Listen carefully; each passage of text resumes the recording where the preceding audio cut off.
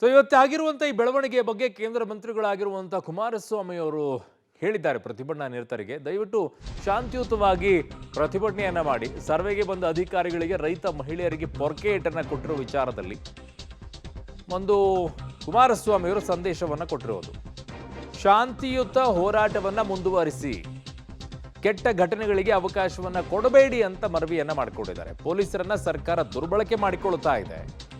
ಸರ್ಕಾರದ ಸೂಚನೆಗೆ ಹೆದರಿ ರೈತ ವಿರೋಧಿ ನೀತಿ ತಾಳಕ್ಕೆ ಹೋಗಬೇಡಿ, ನೀವು ಪೊಲೀಸರು ಎಚ್ಚರಿಕೆಯಿಂದ ಇರಬೇಕು ಅಂತಾನೂ ಕೂಡ ಕುಮಾರಸ್ವಾಮಿ ಅವರು ವಾರ್ನಿಂಗ್ ಅನ್ನು ಕೊಟ್ಟಿದ್ದಾರೆ.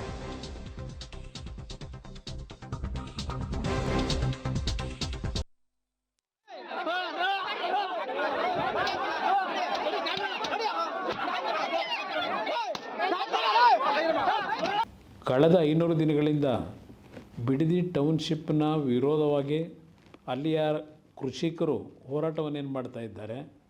ಆ ಕೃಷಿಕರ ಹೋರಾಟದಲ್ಲಿ ಆ ಸ್ಥಳದ ಮಹಿಳೆಯರು ಹಲವಾರು ಹಿರಿಯರ ಒಂದು ಹೋರಾಟಕ್ಕೆ ನಿರಂತರವಾದಂಥ ಬೆಂಬಲವನ್ನು ಶಾಂತಿಯುತವಾಗಿ ನೀಡ್ತಾ ಇರ್ತಕ್ಕಂಥದ್ದೇನಿದೆ.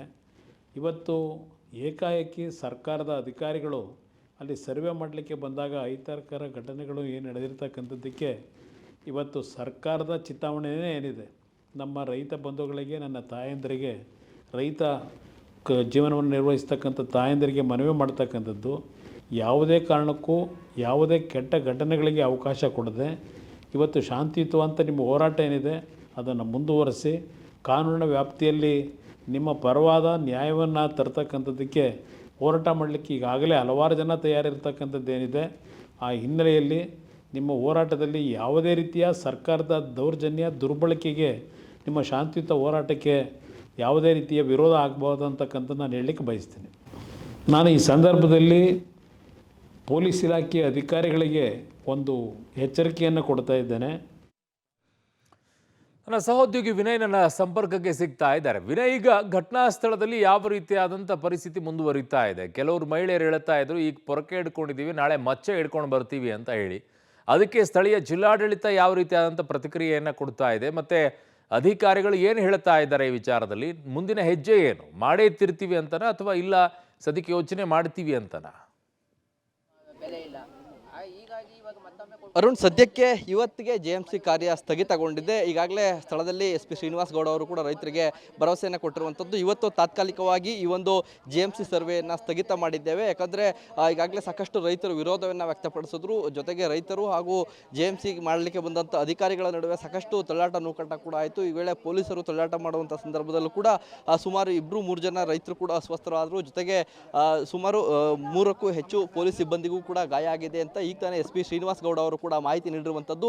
ಆ ನಿಟ್ಟಿನಲ್ಲಿ ಇವತ್ತು ಮತ್ತೆ JMC ಸರ್ವೆಯನ್ನು ಮುಂದುವರಿಸಿದ್ರೆ ಇನ್ನು ಸಾಕಷ್ಟು ದೊಡ್ಡ ಮಟ್ಟದ ಒಂದು ಗಲಾಟೆ ಆಗ್ಬೋದು ಅಂತ ಒಂದು ಎಚ್ಚೆತ್ತುಕೊಂಡಂಥ ಅಧಿಕಾರಿಗಳು ಇವತ್ತು ತಾತ್ಕಾಲಿಕವಾಗಿ JMC ಸರ್ವೆಯನ್ನು ಸ್ಥಗಿತಗೊಳಿಸಿದ್ದಾರೆ. ಸ್ಥಗಿತಗೊಳಿಸಿ ಇಲ್ಲಿಂದ ತೆರಳಿರುವಂಥದ್ದು. ಜೊತೆಗೆ ರೈತರು ಕೂಡ ಒಂದು ಬೇಡಿಕೆಯನ್ನು ಇಟ್ಟಿರುವಂಥದ್ದು, ಯಾರು ಒಪ್ಪಿಗೆಯನ್ನು ನೀಡ್ತಿಲ್ಲ ಅವರ ಜಮೀನನ್ನು ನಾವು ಸರ್ವೆ ಮಾಡೋದಿಲ್ಲ ಅಂತ DC ಅವರು ಆ ಒಂದು ವಿಚಾರವನ್ನು ಕೊಟ್ಟರೆ, ಅದನ್ನು ಬರಹ ರೂಪದಲ್ಲಿ ಕೊಟ್ಟರೆ ನಾವು ಪ್ರತಿಭಟನೆ ಕೈ ಬಿಡ್ತೀವಿ ಅನ್ನೋ ಒಂದು ಮಾತನ್ನು ಹೇಳಿರುವಂಥದ್ದು. ಸದ್ಯಕ್ಕೆ ಇವತ್ತು ತಾತ್ಕಾಲಿಕವಾಗಿ ಒಂದು ಸರ್ವೆ ಸ್ಥಗಿತಗೊಂಡಿದೆ.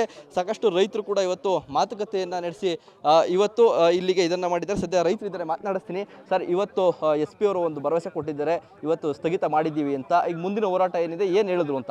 ಸರ್, SP ಅವರು ಹೇಳಿದ್ದು ಏನಂದರೆ, ನಮಗೆ ಹಿಂಬರಾವ್ ಕೊಡಿ, ಯಾವುದೇ ಕಾರಣಕ್ಕೂ ಭೂ ಸ್ವಾಧೀನ ಒಪ್ಪಿಗೆ ಇಲ್ದಿರೋರಿಗೆ ನಾವು JMC ಮಾಡಲ್ಲ, ಭೂ ಸ್ವಾಧೀನ ಕೈ ಬಿಡ್ತೀವಿ ಅಂತ ಹಿಂಬರಾವ್ ಕೊಡಿ ಅಂತ ಕೇಳಿಕೊಂಡು, ಅವರು ಕಾನೂನಲ್ಲಿ ಅವಕಾಶ ಇದ್ದರೆ ನಾನು SP ಅಲ್ಲ DC ಅವ್ರ ಹತ್ರ ಮಾತಾಡ್ತೀನಿ, ಕಾನೂನಲ್ಲಿ ಅವಕಾಶ ಇದ್ದರೆ ಹೇಳ್ತೀನಿ ಅಂತ ಹೇಳಿದ್ದಾರೆ. ಅದರಲ್ಲಿ ಕಾನೂನಲ್ಲಿ ಅವಕಾಶ ಇದ್ದರೂ ಕೂಡ ಇಲ್ಲ ಅಂತಲೇ ಹೇಳೋದು. ಅವರು ಸುಳ್ಳೇ ಭರವಸೆನೇ ಹೇಳೋದು. ಯಾಕೆಂದರೆ ಇಲ್ಲಿವರೆಗೂ 1.5 ವರ್ಷ ರೈತ ಬೀದಿಲಿ ಕೂತ್ಕೊಂಡ್ರು ಕೂಡ ರೈತರ ಬಗ್ಗೆ ಕಾಳಜಿ ಇಲ್ಲ ಜಿಲ್ಲಾಧಿಕಾರಿಗಳಿಗೆ. ಜಿಲ್ಲಾಧಿಕಾರಿ ಜನರ ಪರವಾಗಿ ನಿಲ್ಲಬೇಕಾಗಿರುವಂಥದ್ದು ಜಿಲ್ಲಾಧಿಕಾರಿಗಳ ಕರ್ತವ್ಯವಾಗುತ್ತೆ. ಆದರೆ ಜಿಲ್ಲಾಧಿಕಾರಿಗಳು ಸರ್ಕಾರದ ಪರವಾಗಿ ನಿಂತ್ಕೊಳ್ಳುವಂಥ ಕೆಲಸವನ್ನು ಮಾಡಿದಾಗಲೇ ಈ ಪರಿಸ್ಥಿತಿಗಳಾಗುತ್ತೆ. ಜನರ ಬೇಡಿಕೆಗಳೇನಿದೆ, ಜನರ ವಿರೋಧಗಳು ಯಾವುದಿದ್ದಾವೆ ಅವುಗಳನ್ನೆಲ್ಲ ಸರ್ಕಾರಕ್ಕೆ ಮುಟ್ಟಿಸಬೇಕಾಗಿದೆ. ಆದರೆ ಸರ್ಕಾರ ಈಗಲೂ ಅರ್ಥ ಆಗ್ತಿಲ್ಲ, ಮಾನ್ಯ ಮುಖ್ಯಮಂತ್ರಿಗಳು ಯಾಕೆ ಆರಂಭದಲ್ಲೇ ಇಂಥದ್ದು ಮೈ ಮೇಲೆ ಎಳ್ಕೊಳ್ತಾ ಇದ್ದಾರೆ ಅನ್ನುವಂಥದ್ದು. ಮಾಡೋಕ್ಕೆ ತುಂಬ ಕೆಲಸ ಇದೆ ರಾಜ್ಯದಲ್ಲಿ, ಅವುಗಳ ಬಗ್ಗೆ ಮಾಡಿ ಯಾಕೆ ಇಂಥದ್ದು ಮಾಡ್ಕೊಂಡ್ಬಿಟ್ಟು ಕೆಟ್ಟ ಹೆಸರು ತರ್ಕೊಳ್ಳೋ ಕೆಲಸ ಮಾಡ್ತಾ ಇದ್ರು ಅರ್ಥ ಆಗ್ತಿಲ್ಲ, ಹಠಕ್ಕೆ ಬಿದ್ದು.